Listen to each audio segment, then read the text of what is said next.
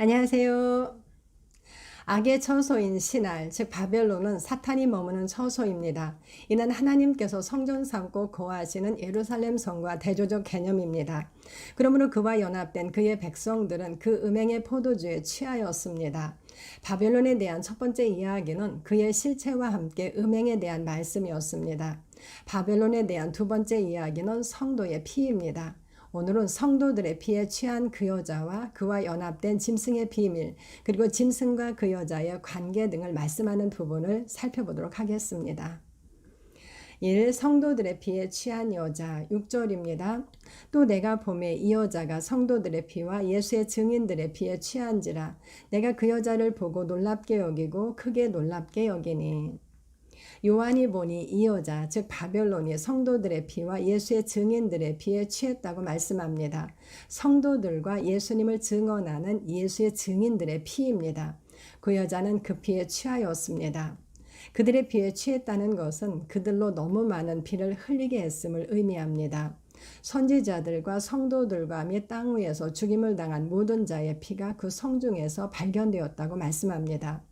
그러나 2절에서 그와 음행을 하였고 그 음행의 포도주에 취하였다는 말씀과 나란히 피에 대해서도 취하였다고 말씀합니다.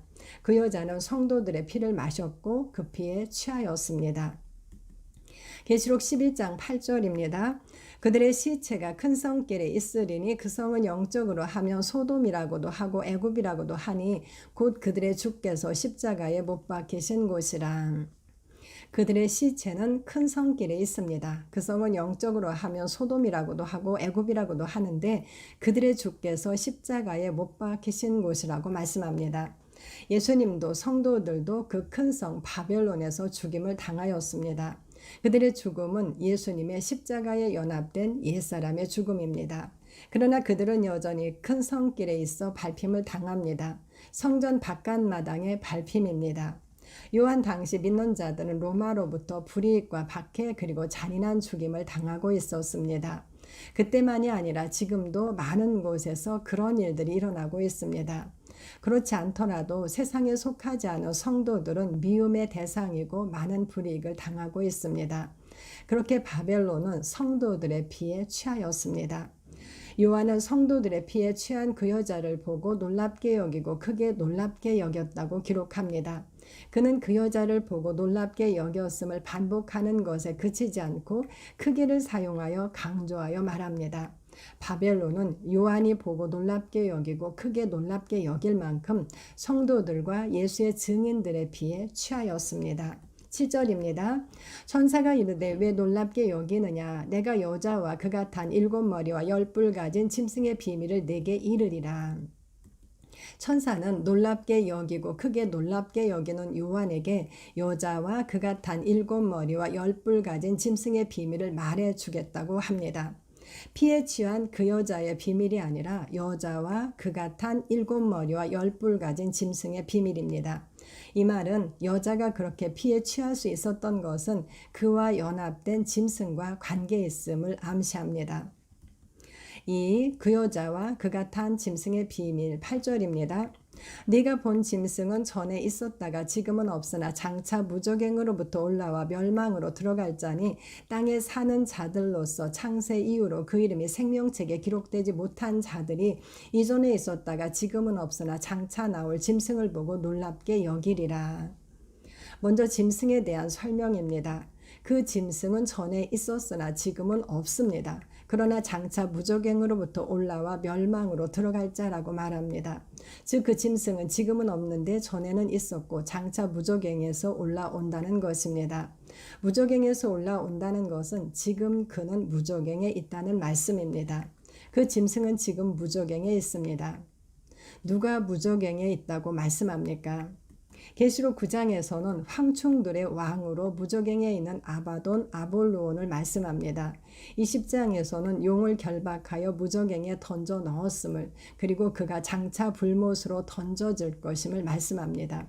그러므로 그 짐승은 용, 즉 마귀를 의미함을 알 수 있습니다. 그는 전에 있었다가 지금은 없으나 장차 무저갱으로부터 올라와 멸망으로 들어갈 자입니다. 하나님께서는 일곱째 나팔을 부는 날 땅을 망하게 하는 자들을 멸망시키실 것이라고 말씀하셨습니다. 그런데 용이라고 말씀하지 않고 짐승이라고 말씀합니다. 용과 짐승은 하나입니다. 그는 지금은 없지만 적그리스도의 영으로 그의 백성 가운데 존재합니다. 그런데 땅에 사는 자들로서 창세 이후로 그 이름이 생명책에 기록되지 못한 자들이 이전에 있었다가 지금은 없으나 장차 나올 짐승을 보고 놀랍게 여길 것이라고 말씀합니다. 이전에 있었다가 지금은 없으나 장차 나올 짐승입니다. 그는 확실히 그런 자입니다. 놀랍게 여기다는 따오마조가 사용되었는데 따오마조는 이상히 여기다 칭송하다라고 정의합니다. 이 단어는 6, 7, 8절에서 사용되었는데 모두 놀랍게 여기다로 번역되었습니다. 그러나 8절 본문에서는 놀랍게 여김을 넘어 칭송하다의 뜻을 적용해야 할 것입니다. 데살로니가후서 1장 10절입니다. 그날에 그가 강림하사 그의 성도들에게서 영광을 받으시고 모든 믿는 자들에게서 놀랍게 여김을 얻으시리니. 이 말씀에서도 놀랍게 여김은 따오마조가 사용되었습니다. 하나님은 그의 성도들에게서 영광을 받으시고 모든 믿는 자들에게서 칭송을 얻으실 것입니다. 그들은 생명책에 이름이 기록된 자들이며 하나님의 장막 곧 하늘에 사는 자들입니다. 그들이 하나님과 그리스도를 경배하고 칭송하는 모습은 계시록에서 많이 찾아볼 수 있습니다. 그러나 땅에 사는 자들로서 창세 이후로 그 이름이 생명책에 기록되지 못한 자들이 이전에 있었다가 지금은 없으나 장차 나올 짐승을 보고 칭송합니다. 계시록 17장 8절. 또한 창세 이후 생명책에 이름이 기록되지 못하고 땅에 사는 자들은 다 그 짐승을 경배할 것이라고 말씀합니다. 계시록 13장 8절. 생명책에 이름이 기록되지 못한 자들, 땅에 사는 자들은 그 짐승을 경배하고 그 짐승을 칭송합니다. 그들은 누가 이 짐승과 같으냐, 누가 능히 이와 더불어 싸우리요 라고 한다고 말씀합니다. 계시록 13장 4절. 모든 인류는 하늘에 살며 하나님을 칭송하고 경배하는 자와 땅에 살며 짐승을 칭송하고 짐승을 경배하는 자로 나누어집니다. 여자와 그 짐승의 첫 번째 비밀은 그 짐승은 전에 있었다가 지금은 없으나 장차 무저갱으로부터 올라와 멸망으로 들어갈 자라는 것과 창세 이후로 그 이름이 생명책에 기록되지 못한 자들은 다 그 짐승을 칭송한다는 것입니다. 9절입니다. 지혜 있는 뜻이 여기 있으니 그 일곱 머리는 여자가 앉은 일곱 산이요. 지혜 있는 뜻을 말씀합니다. 뜻은 누스가 사용되었는데 지적인 측면을 의미합니다. 지혜를 가진 지적인 이해가 여기에 있습니다. 그리고 그 일곱 머리는 여자가 앉은 일곱 산이라고 말씀합니다. 그 일곱 머리, 즉 짐승의 일곱 머리는 여자가 앉은 일곱 산입니다. 안다는 연합을 의미한다고 하였습니다. 산은 거처를 의미합니다. 여자는 짐승의 일곱 머리와 연합되어 일곱 머리를 거처로 삼고 삽니다. 즉 그 여자는 짐승을 칭송하고 경배할 뿐만 아니라 짐승과 연합되었고 짐승의 일곱 머리를 거처로 삼고 짐승의 생각으로 사는 자입니다. 짐승의 일곱 머리에는 신성모독하는 이름들이 있습니다. 다음은 짐승의 일곱 머리와 열 뿔에 대한 설명입니다. 10에서 12절입니다. 또 일곱 왕이라 다섯은 망하였고 하나는 있고 다른 하나는 아직 이르지 아니하였으나 이르면 반드시 잠시 동안 머무르리라. 전에 있었다가 지금 없어진 짐승은 여덟째 왕이니 일곱 중에 속한 자라. 그가 멸망으로 들어가리라. 네가 보던 열 뿔은 열 왕이니 아직 나라를 얻지 못하였으나 다만 짐승과 더불어 임금처럼 한동안 권세를 받으리라.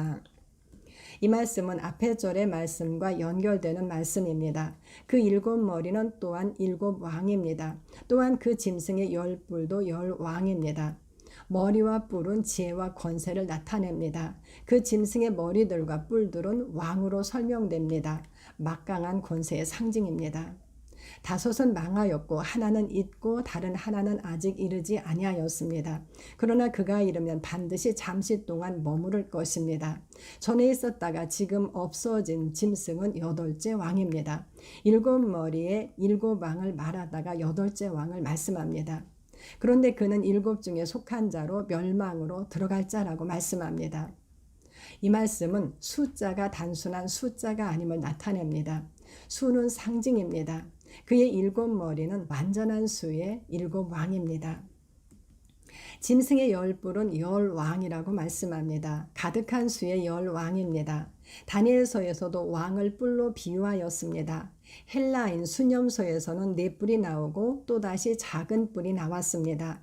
모든 짐승보다 무서운 로마를 상징하는 짐승에서는 열 뿔이 나오고 그 위에 한 뿔이 나오고 세 뿔이 뽑혔습니다.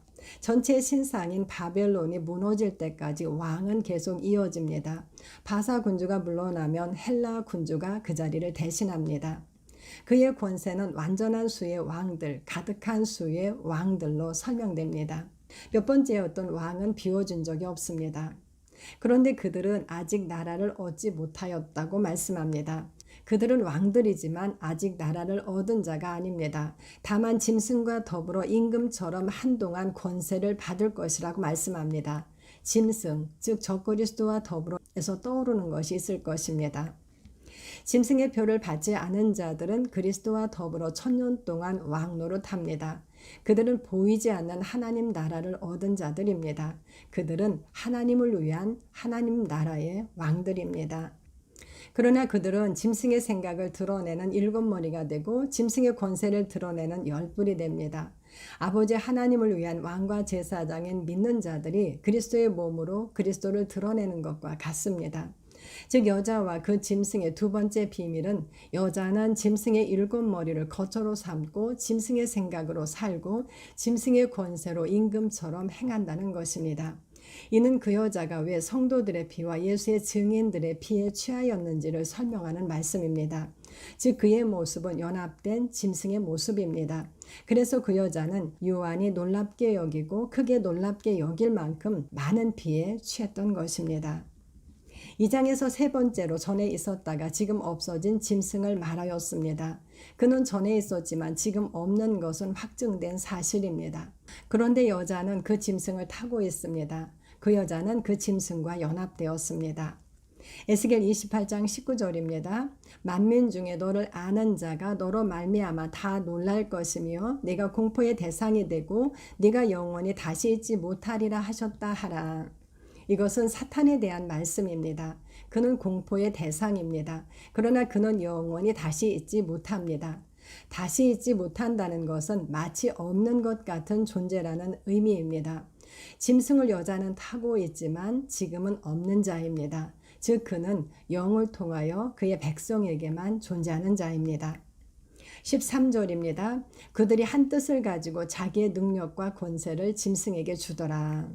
그들이 즉 짐승의 일곱 머리와 열 뿔인 왕들이 한 뜻을 가지고 자기의 능력과 권세를 짐승에게 준다고 말씀합니다. 그들은 짐승의 머리와 뿔로 불릴 만큼 짐승과 연합되어 있습니다. 그러므로 그들은 그리스도를 대적하는 짐승과 한 뜻을 가지고 있습니다. 또한 그들이 왕으로 받은 능력과 권세는 모두 그들과 연합된 짐승으로부터 받은 것들입니다. 그러므로 그들은 그 능력과 권세를 짐승을 위하여 사용합니다. 짐승은 신성 모독으로 가득하고 하나님을 비방하는데 하나님의 장막 곧 하늘에 사는 자들을 비방합니다. 그는 성도들과 싸워 이기는 자, 즉 두 증인과 전쟁을 일으키고 죽이는 자입니다. 그들은 이 일을 행하는 땅의 왕들입니다. 그러므로 일어나는 전쟁을 말씀합니다. 14절입니다. 그들이 어린 양과 더불어 싸우려니와 어린 양은 만주의 주시오 만왕의 왕이심으로 그들을 이기실 터이요 또 그와 함께 있는 자들 곧 부르심을 받고 택하심을 받은 진실한 자들도 이기리로다. 그들이 즉 그 왕들이 어린 양과 더불어 싸웁니다. 그러나 어린 양은 만주의 주시오 만왕의 왕이심으로 그들을 이기실 것이며 또 그와 함께 있는 자들도 이길 것이라고 말씀합니다. 계시록 19장 19절입니다. 또 내가 보매 그 짐승과 땅의 임금들과 그들의 군대들이 모여 그 말탄 자와 그의 군대와 더불어 전쟁을 일으키다가 그 짐승과 땅의 임금들과 그들의 군대들이 모여 그 말탄 자와 그의 군대와 더불어 전쟁을 일으킨다고 말씀합니다. 저 그리스도와 그의 군대들, 그리스도와 그의 군대들의 전쟁입니다.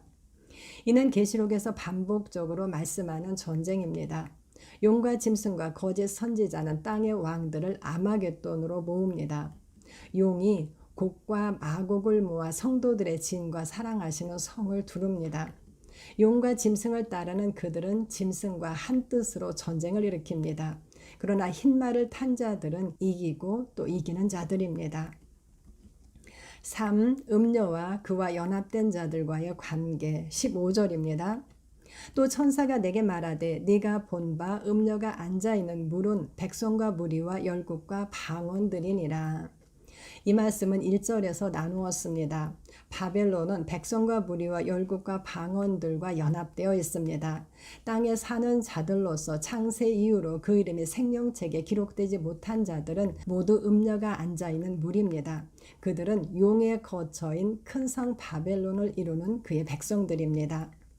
16절입니다. 네가 본 바 이 열불과 짐승은 음녀를 미워하여 망하게 하고 벌거벗게 하고 그의 살을 먹고 불로 아주 사르리라. 열불과 짐승은 음녀를 미워하여 망하게 한다고 말씀합니다. 어린 양이신 그리스도는 우리를 사랑하셔서 그의 피로 씻어 흰옷을 입게 하시고 생명나무에 나아가며 문들을 통하여 성에 들어가게 하십니다. 그들은 하나님의 영광으로 빛나는 어린 양의 아내입니다. 그러나 짐승은 결코 바벨론을 사랑하지 않습니다. 하나님의 형상인 인간을 극도로 증오합니다. 그래서 벌거벗게 하고 그의 살을 먹고 불로 아주 사른다고 말씀합니다. 열불과 짐승은 그들의 나라에 있는 자들을 망하게 하고 벌거벗게 합니다.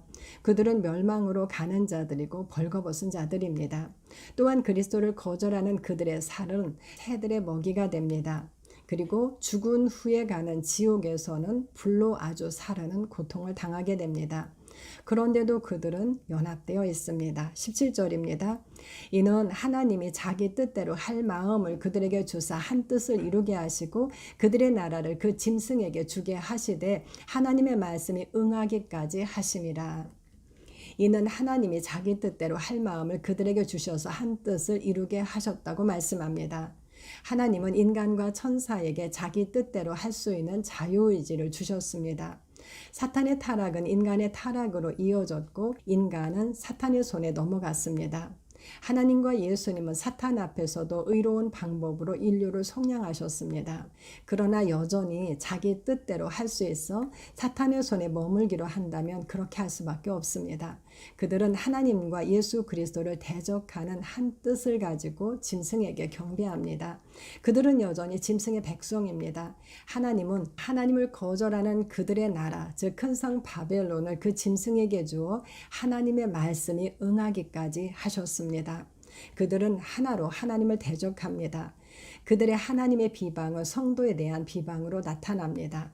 그러므로 두 진영 사이에는 계속되는 전쟁이 있습니다. 그러나 짐승은 그 여자를 미워하여 망하게 하는 자입니다. 18절입니다. 또 네가 본 바 그 여자는 땅의 왕들을 다스리는 큰 성이라 하더라. 그 여자, 즉 바벨론은 땅의 왕들을 다스리는 큰 성이라고 말씀합니다. 바벨론 성이 큰 성이라고 계시록에서는 거듭거듭 말씀합니다. 사탄에 쳐서 바벨론은 큰 성입니다. 계시록을 쓴 요한은 요한 1서에서 우리는 하나님께 속했지만 온 세상은 악한 자 안에 처했다고 말하였습니다. 그들은 악한 자 안에 처한 자들입니다. 에레미야 51장 49절입니다. 바벨론이 이스라엘을 죽여 엎드러뜨린 같이 온 세상이 바벨론에서 죽임을 당하여 엎드러지리라. 온 세상이 바벨론에서 죽임을 당하여 엎드러질 것을 말씀합니다. 그들은 영이 죽은 사망 가운데 있는 자들입니다. 17장은 바벨론의 실체를 말씀하였습니다. 큰 음녀 바벨론은 많은 무리에 앉아 있습니다. 그러므로 땅에 사는 그의 백성들이 음행하였고 음행의 포도주에 취하였습니다. 또한 7머리와 10뿔을 가진 짐승과 연합한 바벨론은 성도들과 예수의 증인들의 비에 취하였습니다. 즉 바벨론과 연합된 그의 백성들은 하나님을 떠난 음행에 취하였고 성도들의 비에 취하였습니다. 큰 성 바벨론이 심판받을 수밖에 없는 이유들입니다. 다음 장에서는 그 이유들을 다시 말씀하며 바벨론의 심판을 말씀합니다. 감사합니다.